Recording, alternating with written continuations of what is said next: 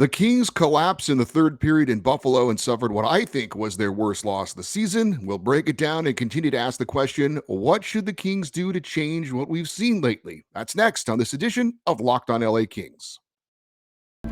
You are Locked On Kings, your daily podcast on the Los Angeles Kings, part of the Locked On Podcast Network, your team every day.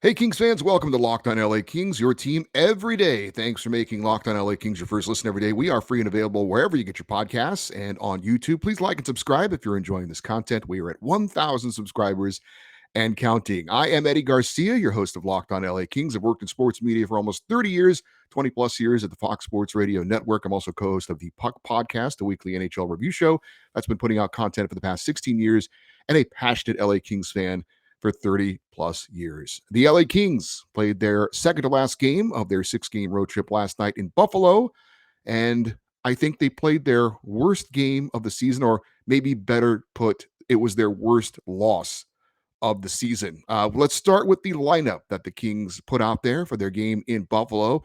The top line has been the top line we've seen over the last few games. Anze Kopitar at center, Kevin Fiala on the left side, and Arthur Kaliyev on the right side.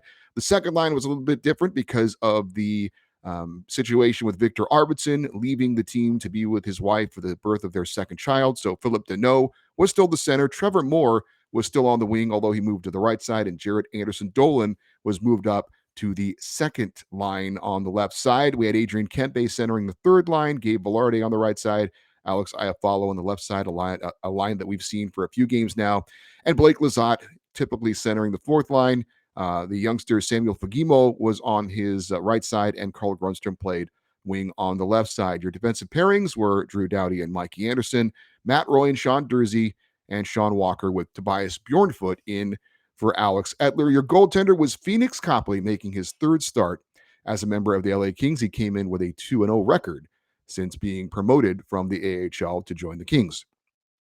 Forward Rasmus Kupari and defenseman Jordan Spence and Alex Edler were the scratches. Brendan Lemieux is still on injured reserve. As I mentioned, Victor Arvidsson out for the birth of his second child. So we talked about Jared Anderson-Dolan being the interesting choice of head coach Todd McClellan to fill in on the second line. And also, McClellan could have decided to go with Rasmus Kupari centering the third line and move Adrian Kempe over to the wing on the second line, but he decided not to do that. I did like the choice of Phoenix Copley to start in net, as the team had been playing better with him manning the crease. Put him back out there and see if he can't keep that momentum going for the Kings to get a much-needed win over a team that has struggled at times this year, the Buffalo Sabres. So let's get into this game. And the first period, as we've seen several times this year, was a very good period for the LA Kings. They were, I would say, dominant in that opening period, and they accomplished pretty much everything they wanted to accomplish, except for the ultimate goal, which is a goal. They did not score in the opening period. LA did have some good scoring chances. They had the puck in the Sabres' end for most of the period. The Sabres couldn't even get a shot on goal for large chunks of the period. Matter of fact, Buffalo had no shots on goal in the first 7 minutes of the game. They had one shot on goal with 5 minutes, 11 seconds left in the first period. The Kings ended up outshooting the Sabres 16-3. Now, shots on goal aren't always a clear indication of how a period goes, but in this case, I think it was. The Kings were by far the better team, but couldn't get the puck past Buffalo veteran goalie Craig Anderson. LA did have one power play chance, and Gabe Velarde had a decent chance at the side of the net on a pass that had a lot on it, and he couldn't get his stick to the puck. And so we were 0-0 after one period. And while it was frustrating to see the Kings play so well and still be tied, you felt like, at least I did, keep doing what you're doing. 3 periods of that, and the Kings are going to get at least a goal or two, and good things are going to happen.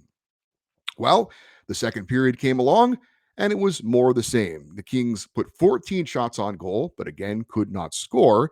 LA did have another power play chance. Adrian Kempe with a decent look on a one-timer, but couldn't get it past Craig Anderson again. And this is where the momentum started to change a little bit because of the Kings taking penalties. Matter of fact, they took 3 penalties in that third period, one of them with 30 seconds to go, and it would carry over into the third period. But they allowed Buffalo to start to get some offensive traction because of the penalties that they took. Now, in the third period, already down a man, Carl Grunstrom got called for a slashing penalty, and that gave Buffalo a 5-on-3 advantage, and they would strike immediately. Obviously, after the penalty was called, a faceoff came in the LA end with only 3 players on the ice. The faceoff was won cleanly back to the Sabres' best player, top scorer, second in the NHL in scoring, Tage Thompson, and he left no doubt with a wicked wrist shot that found the back of the net. And the Kings now found themselves, despite outplaying Buffalo for most of the game to this point, down by a score of 1-0. But there was still a lot of time left in the third period, still time for LA to respond. Certainly weren't going to panic at this point, but he did feel a little bit deflated that despite the way they played, they were now trailing in the game. Well, things would not get better for the Kings. About halfway through the third period, Buffalo would strike twice, 13 seconds apart. Suddenly it's 3-0, and you felt the way the game had gone to that point, it was going to be darn near impossible for the Kings to score 3 goals in 10 minutes of hockey and somehow get back in that game. And clearly the Kings players felt that way as well because they pretty much waved the white flag at that point. The Sabres would add 3 more goals, 2 more on the power play, and Buffalo became just the second team in the NHL this season to score 6 goals in a single period as they win it 6-0. Kings fall to 15, 12, and 5 on the season, 2-2-1 on their current 6-game road trip with 1 game left to go. Kings were 0 for 3 on the power play against the Sabres. They're now 0 for their last 11 with the man advantage, so the red hot power play has suddenly gone very cold. The Kings' penalty kill continues to be bad. They allowed 3 power play goals on 6 opportunities for Buffalo. Goalie Phoenix Copley had a shutout through 2 periods and looked pretty good, despite the fact he wasn't seeing a lot of action. And I've never played in net, but I've always been told that a goaltender who doesn't see a lot of shots, it's hard for them to keep their focus. But I thought Phoenix Copley through the 2 periods looked very, very solid. Meanwhile, the Kings, 40 shots on goal against the Sabres and could not get a single goal past Craig Anderson, who was solid, but not spectacular. It was also the Kings' first regulation loss to a team in the bottom 10 of the standings this season. So, in my opinion, this was the Kings' worst loss of the season. We'll talk about why I feel that way. We'll talk about where the Kings go from here. But first, I do need to remind you that today's Locked On LA Kings episode is brought to you by BetOnline.net. BetOnline.net is your number one source for sports betting information, stats, news, and analysis. Get the latest odds and trends for every professional and amateur league out there, from football to basketball, soccer with the World Cup going on, esports. They've got it all at betonline.net. And if you love sports podcasts, you can find those at betonline as well. It's the fastest and easiest way to get your betting fix. Head to betonline.net today or use your mobile device to learn more. That's BetOnline, where the game starts. So when you look at the worst losses of the season for the LA Kings to this point, I think you start with the first game of the year, season opener at home against the Vegas Golden Knights. And that was a bad loss because of the circumstances. The Kings were literally seconds away from overtime and getting at least a point. And then Sean Dursey had that awful giveaway, and the Kings end up losing 4-3. Bad, but not the worst. Plus, it was the season opener. It was a 1-goal loss to a team that we now know has been the best most of this season so far in the Western Conference. 6-1 loss in Pittsburgh was pretty bad. The Kings dominated that first period, but somehow they were down 3-0. That was bad, but I don't know if that was the worst. The 9-8 overtime loss to the Kraken was bad, but it was a 1-goal loss. The Kings did get a point out of it, and the Kraken have proven to be a pretty good team. Bad loss, but not the worst. The Kings' 4-0 loss in Toronto. LA was pretty much dominated from the opening faceoff, but that was against a good team that is red hot right now. Losing to a bad Buffalo team by allowing 6 goals in the third period has to be the worst loss of the year. At least for me, it is. And then the Kings quitting in the third period after that third goal was scored, in my opinion, obviously is not a good sign. Although, frankly, I understand it because I felt the game was over as well. As a fan watching, I was totally frustrated and exasperated at this game. The Kings players had to be thinking, What do we have to do? We played 3 good periods, and granted, excuse me, 2 good periods. And granted, you have to play 3 good periods, not 2 good periods. It's a 3 period hockey game. We all know that. But it seemed like the Kings deserved a better fate than losing 6-0 in this game. But scoreboard don't lie, as they say. And it was 6-0. It's hard to believe, and I say this with some trepidation in my heart. It's hard to believe it could get worse for the LA Kings. Now, they do play the Boston Bruins in their next game. Boston is the best team in the NHL this year, and they might kick the Kings' asses from the first period on, and maybe it's 15-0. But at least even if that was the case, you could say, well, hell, we lost to the best team in the NHL, not one of the worst teams in the NHL. It was a very frustrating game, obviously, last night for the Kings. I'm sure if you watched it, for you, it was for me. And it would be one thing if the Kings just sucked the entire game. I think it would be, I don't know, maybe easier to digest and just say the Kings are terrible, but they weren't. And I know what happens in the third period makes it kind of easy to forget the first 2 periods, but the Kings were the better team for most of the game. That said, the third period was a complete disaster and a collapse, and the Kings started taking penalties and having more defensive zone issues, which we've seen time and time again. And I keep saying this, but this is another example of this season for the Kings. It has been, so frustrating to see them play well at times for periods, well at times for games, and then it not carrying over for a full 3 periods or the next game. We keep seeing it over and over again. Um, and the Kings, yeah, they have a playoff spot right now. But teams like the Oilers and Flames have been struggling as well, and that's helping the Kings to stay in a playoff spot. That may not continue as the season goes along. Uh, you know, this is frustrating, very frustrating. And the players are frustrated as well. So I'm sure they're feeling what we're feeling. It is interesting. I've always felt, and certainly there was no better example than seeing the Kings win the Stanley Cup. But I've always been a bit fascinated at how hockey players in general can turn the page and move on. And I remember I can't remember exactly what game it was, but the Kings had won a big game on the road in the playoffs, and they came off the ice. And if you didn't know what the score was, their faces were blank. They had already moved on to the next game. And that is amazing. It's one thing to say it, it's another thing to do it. But I think the Kings are having a hard time moving on, even though it's kind of what they have to do. It's a weird thing because on the one hand, you want to learn from the lessons of the past. You want to use embarrassment to motivate you going forward. But at the same time, you can't stay in the past, right? When you play an awful third period and you lose like that and it's embarrassing, you do kind of have to turn the page as well. But there's a balance there between turning the page and learning lessons from what just happened and making sure it doesn't happen again. And we'll see if the Kings can do that. But so far this season, it doesn't seem like that has been the case. One thing I have noticed about the Kings, and they are much better offensively, as we all know, this season. But if they don't score on a one-timer or a wrist shot, they usually aren't going to score.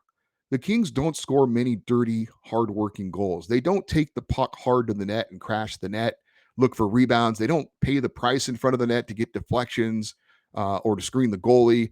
The Kings score on good passing plays and good shots for the most part. And that's fine, but when you're facing a goalie that is, I don't want to say hot, but Craig Anderson last night for Buffalo was a good example of a goalie seeing the puck and stopping the puck. He was not in a zone. He wasn't spectacular, but if he saw it, he was going to stop it. He was in that kind of a flow, I guess, if you will. And so in that situation, as the opponent, you have to make it difficult for him to see the puck. You have to get in front of him. You have to put shots on goal and crash the net. And it's kind of basic hockey 101 a little bit. And the Kings never really did that. And as a result, Craig Anderson saw the puck pretty much all night long, and he stopped the puck pretty much all night long. And the problem with not being able to score those types of goals, and maybe I shouldn't even mention the P word at this point, the playoffs, but those are the type of goals you need to score in the playoffs. The NHL has certainly changed a bit, and scoring is certainly up, and we're seeing more wide open games. But typically in the playoffs, when you're facing the better goalies and the other teams are blocking a lot of shots and sacrificing, those kind of dirty, hardworking goals are the goals that usually you're going to need. And the Kings don't really do that, I've noticed so far on the season. But then again, it may not matter the way they've been playing lately, because if this continues, we're not going to have to worry about the playoffs, to be honest with you. So just an observation based on that game last night. Again, Craig Anderson, if he saw it, he was going to stop it. And you got that feeling early on. The first period where the Kings put so many shots on goal but couldn't score, that was when you got to get the goalie out of his comfort zone. And they never really did that, I thought, against Craig Anderson. So we asked the question that we've asked many times already this season: where do the Kings go from here? The season is far from over. The season did not end with that ugly loss to the Buffalo Sabres. There is a lot more hockey left to be played. There's a lot more season to go. But as we've said many times on this show, the Kings are not trending in the right direction. They're not playing the type of hockey that we think is, going to translate into them having success during the rest of the regular season, much less if they are able to get in the playoffs. So, what do you think? I want to know what you think the Kings need to do going forward. And we're going to talk more about that in detail in a second.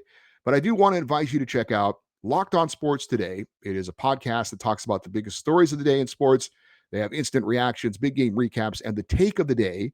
It's available on the Odyssey app, YouTube, and wherever you get your podcasts. Again, check out Lock On Sports Today. So we are going to have a Feedback Thursday show. Typically, we have it on a Friday because it's kind of a fun way to close out the week. And I'm a fan of alliteration, Feedback Friday. But because the Kings are playing on a Thursday and we need to break down and recap that game on Friday, we have once again moved the feedback portion of Locked on LA Kings to a Thursday, to tomorrow. And I can't imagine, we'll see, but I can't imagine this won't be the most emails we've gotten so far this season. And I'm specifically calling out to you, the Locked on LA Kings viewer and listener. I want to know, what do you honestly think the Kings should do at this point? You're GM Rob Blake.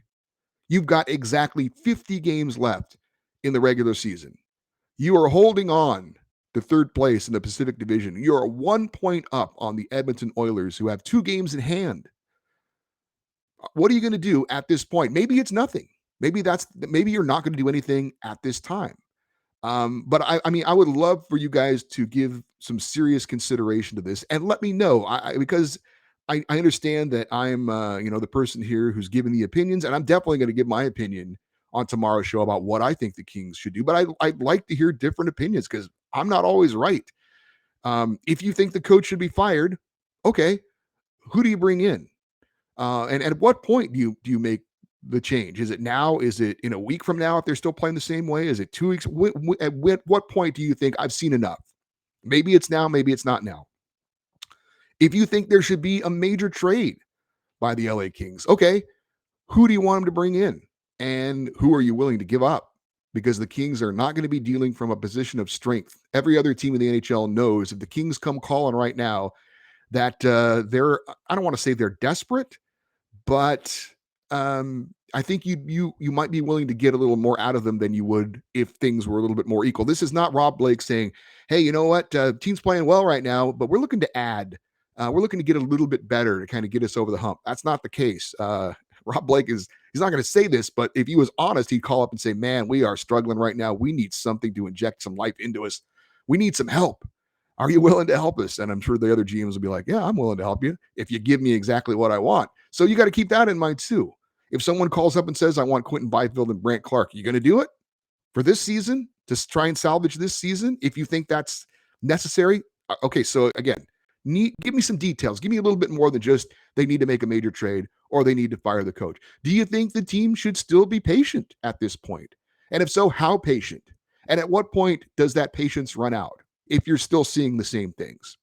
Maybe you think the Kings were not a true Stanley Cup contender this season anyway. And so why make a stupid panic move and make a trade that you might regret down the line to try and turn a season around where you didn't think they were actually going to win the Stanley Cup anyway?